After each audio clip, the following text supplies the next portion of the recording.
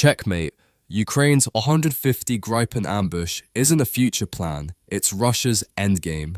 The war's greatest deception. Forget everything you think you know. For 3 agonizing years, the world has been fed a consistent, brutal, and fundamentally misleading narrative. We've been shown a war of 1916, a story of trenches filled with mud, rain, and despair. We see artillery duels that grind cities into dust. We see the slow, agonizing crawl of the front lines, a stalemate measured in bloody meters, not strategic kilometers. The entire global media complex, from cable news to social media, has framed this as a war of pure survival, a story of Ukrainian grit and sacrifice against the blunt, mindless mass of the Russian war machine. We've been told this is a stalemate. We've been told to prepare for a long war of attrition. What if that's exactly what they want you to believe? What if, behind this grotesque curtain of mud and artillery, a far more sophisticated, high-stakes technological war is being meticulously prepared? What if the F-16, the jet that dominated headlines for 2 solid years, the plane everyone screamed for, debated, and finally celebrated, was just the opening act? What if the F-16 was the greatest magic trick of the 21st century? The flashy object waved in the left hand, designed to capture the world's gaze, while the right hand, hidden in the shadows, was preparing the real weapon. Last week, a piece of paper was signed. It was quiet. It was dismissed by most of the press as bureaucratic housekeeping, a letter of intent, or LOI. Ukraine signaled its intent to purchase between 100 and 150 Saab Gripen E fighters from Sweden. The media yawned. The pundits went on air and talked about timelines. They pointed to 2028 or 2029 as the earliest possible delivery dates. They called it a promising development for future deterrence. They patronizingly patted Ukraine on the head for planning for its long-term security after the war. They are catastrophically, fundamentally, and dangerously wrong.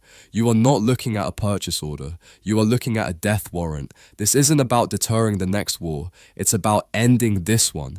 This deal, for 150 of the most advanced 4.5 generation fighters on Earth, is the single greatest strategic gambit of the modern era, and its implications are so terrifying that Moscow is in a state of unbridled, silent panic. They know exactly what this means. They know what this jet was built for, and now you will too. This is the story of the Viper killer, the S-400's nightmare, and the 10-minute ambush jet. This is the story of a weapon built for a single, solitary purpose, to hunt and kill the Russian military. This is the story of how Ukraine is about to unleash a swarm. Part 1. The junkyard dog built to kill bears. To understand why the Gripen E changes everything, you have to erase the American-centric filter through which you view air power. This is not an American fighter. That is the critical, fundamental distinction. The American F-16, the Viper, is a thoroughbred. It's a global bestseller, a proven air superiority legend. It is also a product of the American military doctrine, overwhelming, crushing, industrial-scale power. An F-16 demands $1 billion stable. It demands pristine, perfectly clean 8,000-foot runways. It requires massive, complex, sprawling logistical tails. It is fussy about fuel. It is notoriously, dangerously vulnerable to FOD, foreign object debris. A tiny pebble, a stray piece of gravel sucked into its low-slung, gaping air intake, can instantly destroy a $20 million engine. An F-16 is a scalpel, and it must be operated from a sterile, high-tech hospital. Now, picture Ukraine. Picture Russia's primary and only deep strike strategy. They fire hundreds of Caliber, Iskander, and Kinzhal missiles, not just at cities, but at every major concrete runway in the country. Their goal is simple: crater every airbase, ground any potential F-16 fleet before it can even fly its first sortie, and render the entire multi-billion-dollar investment worthless. And they will succeed. An F-16, with its delicate undercarriage and demanding intake, simply cannot operate from a pockmarked, debris-strewn runway. The Gripen is a junkyard dog. It's a brawler. It was born in the frozen, austere forests of Sweden with a single, terrifying purpose: etched into its very DNA. Kill Russians. Sweden, a nation with a fraction of America's budget and population, shares a border with a massive, historically hostile, and unpredictable neighbor. They knew they could never win a symmetric war. They could never build enough sprawling, hardened air bases to survive a first strike. They knew those bases would be the first thing to be vaporized in a full-scale war, so they built a fighter to match that horrifying reality. They built the Gripen. This jet doesn't need a runway. It was designed, from its very inception, to operate from a 1,600-foot stretch of highway, a two-lane road. Its landing gear is a work of art, massive, reinforced, built to absorb the kind of punishment that would snap an F-16's gear in two. It's built for gravel, ice, and damaged asphalt. Its engine sits high on the fuselage, shielded by the chassis, deliberately protected from sucking in rocks and debris. It was designed to land, hard, on an improvised strip, slam its large canards into a full reverse thrust position, and stop on a dime. While Russia wastes its dwindling stockpile of billion-dollar hypersonic missiles trying to crater Ukraine's main air bases, the Gripens won't be there. They won't be anywhere. They will be everywhere. They will be hidden in barns. They will be dispersed under simple camouflage netting in dense forests. They will be operating from dozens, perhaps hundreds, of unpredictable, makeshift locations. A satellite cannot find them. A cruise missile cannot target them. There is no airbase to hit. The entire country becomes the airbase. This philosophy of distributed lethality isn't just a clever tactic, it's a strategic nightmare. It breaks Russia's entire targeting doctrine. It renders their most expensive weapons obsolete. How do you fight an air force that has no center? How do you stop a swarm that emerges from the trees, strikes with lethal precision, and vanishes again before your satellites can even get a picture? You don't. You just depart to the 10-minute nightmare. This is where the story turns from a military analysis into a pure horror movie for the Kremlin.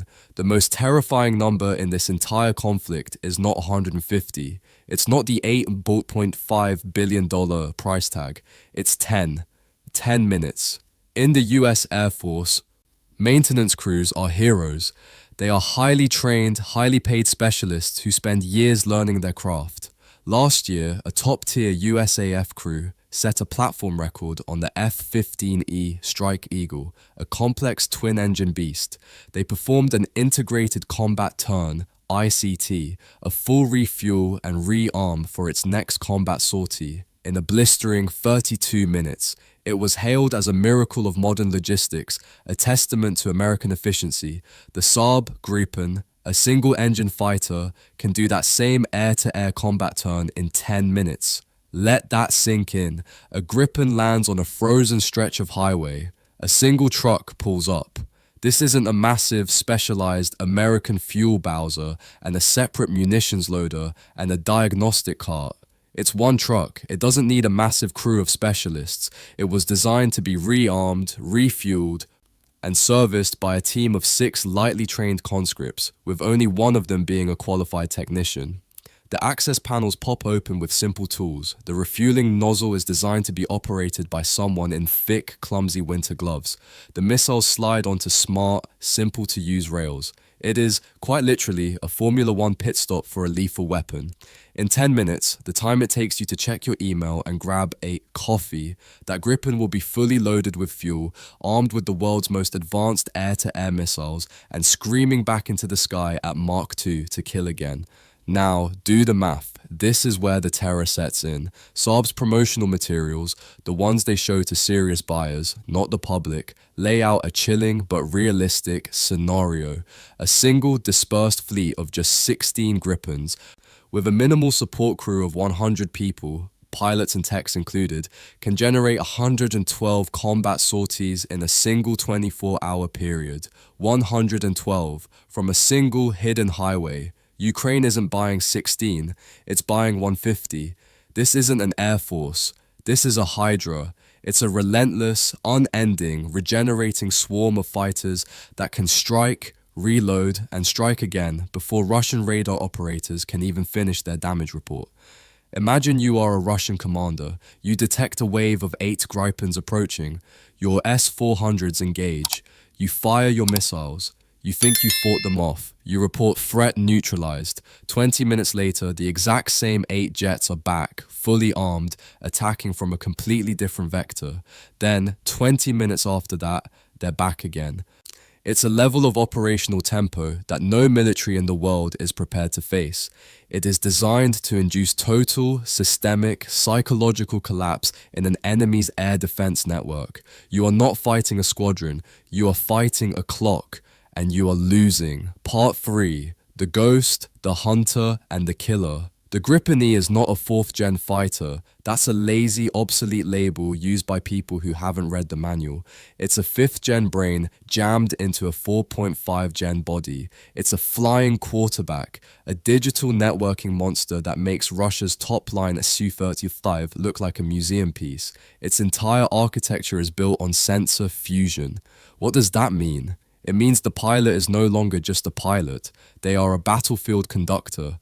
The jet's revolutionary computers soak up data from its own world-class radar, from its passive sensors, from other Gripens in the air, from NATO AWACS planes, and from ground troops with binoculars, fusing it all into a single, terrifyingly simple, God's eye view of the battle.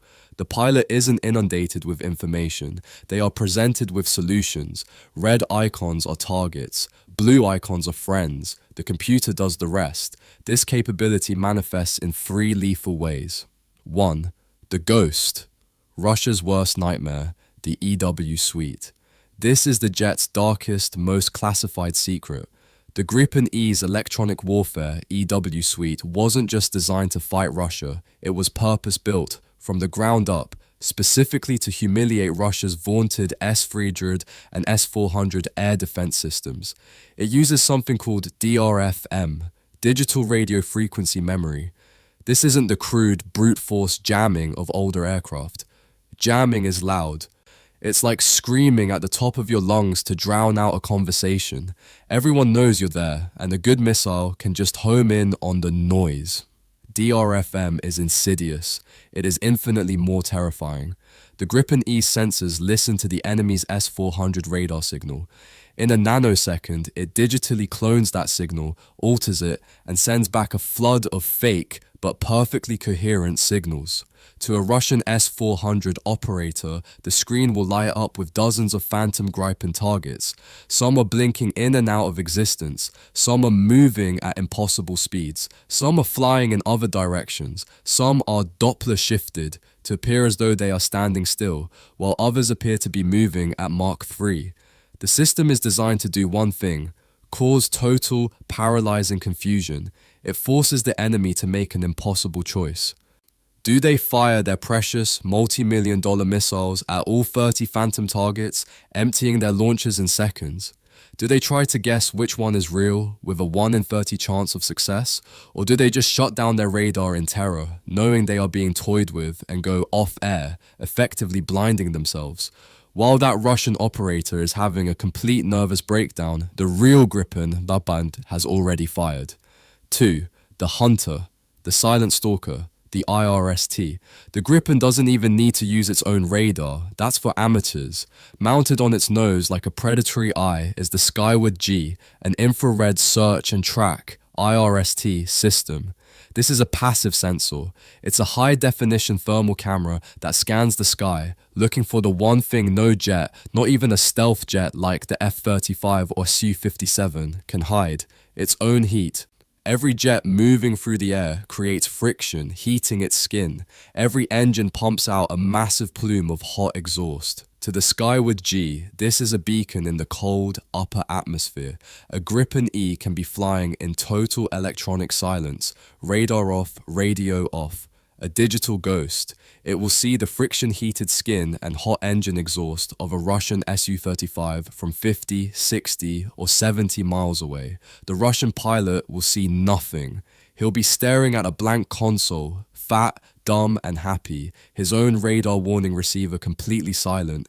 He will be completely, blissfully unaware that he is being hunted. The Gripen pilot will then link the silent IRST data with the active aesa radar data from another Gripen 100 miles away. This sensor fusion creates a kill chain without the shooter ever revealing his own position. The shooting Gripen remains a ghost, guided by its wingman's data. This is not a dogfight. This is a networked execution. 3. The killer, the unavoidable missile, the meteor, and then the kill. The Gripen E is armed with the MBDA Meteor. This is not just another missile. It is, pound for pound, the most lethal beyond visual range BVR missile on Earth. It is a weapon that causes pilots to wake up in a cold sweat. America's legendary AMRAAM missile is, at its heart, a simple rocket. It fires, its solid fuel engine burns for several seconds, and then it glides to its target, bleeding energy every second. If the target is far away and maneuvers hard, the AMRAAM can be defeated. It simply runs out of kinetic energy. The Meteor is different. It is a weapon of pure, relentless malice. It has a ramjet. This means it breathes air. It carries its fuel and scoops its own oxidizer from the atmosphere. This means it can throttle its engine. The Meteor launches, cruises out at a high speed, and then, in the final terminal phase, when the target is trying to escape, its throttleable ducted rocket throttles up. It lights the fires and accelerates towards its target. It is still accelerating at the moment of impact, traveling at over Mach 4. There is no escape zone. There is only a you are already dead zone. For a Russian pilot, there is no defense. You cannot outrun it. You cannot outturn it. You cannot outclimb it. The missile has more energy, more speed, and more maneuverability in its final second endgame than your jet has in its entire flight envelope. You just detonate. Now, put it all together. A silent, invisible Gripen hiding on a highway. It takes off in 60 seconds. It is guided into battle passively by its IRST. It acquires a target. It launches an unstoppable, self-guided, ramjet-powered missile that is being cued by a phantom EW signal from its wingman. The Gripen lands, refuels, and rearms in 10 minutes. Then it does it again. And again, and again. This is not a fair fight. This is an extermination. Part 4. The 2028 lie and the ambush that's already set. This is the final, brilliant piece of the puzzle. The part that exposes the entire future deterrence narrative as a calculated lie. But it won't be here until 2028, the skeptics cry. The war will be over. This is just a symbolic gesture.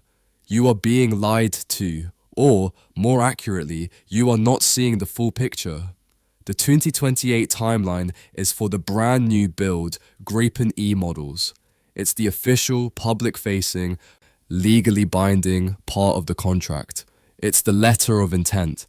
But what about now? Sweden, as of today, is already replacing its current fleet of 74 Gripen Cs and 24 Gripen Ds.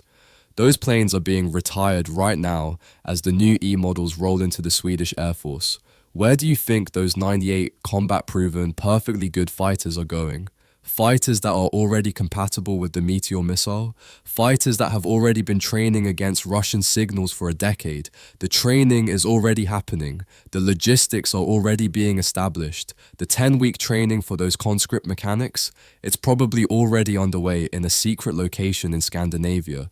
The F-16s are the first wave. They are the sacrificial pawn. They are the noisy, high-profile gift that draws Russia's attention. They will force Russia to burn its dwindling S-400 missile stockpiles. They will force them to expose their air defense locations. They will force the Russian Air Force to come out and play. And while Russia is busy hunting the F-16s, the real predators are slipping into place. First, the older CD models will arrive. They will establish the highway bases. They will train the crews. They will rewrite the air war doctrine in real time. They will begin the systematic hunt of Russian aircraft. Then, just as Russia thinks it has adapted, just as they think they understand the new rules of the game, the real killers, the 150 brand new Gripen E's with their god-tier EW suites and unparalleled sensor fusion, will arrive to finish the job. This isn't a plan, it's an ambush. a multi-year, continent-spanning strategic ambush. Conclusion: the end of the beginning. This 150 Gripen order is not a sign of hope for Ukraine's future. It is a cold, hard, calculated promise of Russia's end. It's a declaration that Ukraine will no longer fight a war of survival. It is preparing to fight a war of annihilation. It's a signal that the entire NATO-aligned industrial base is pivoting from sustainment to victory. It is a promise that Ukraine's air force will be rebuilt from the ashes, not with dated Soviet cast-offs, but with the single most efficient and lethal anti-Russia fighting machine ever engineered. The cost is irrelevant. The timeline is a smokescreen. The Gripen was a weapon designed for a specific fight. It was a brawler built to sit in the cold, dark woods of Sweden, waiting for a bear to come crashing through the trees. That bear is here. And 150 junkyard dogs are about to be unleashed. The F-16 was the opening act. The Gripen is the headliner. And for Russia, the show is over.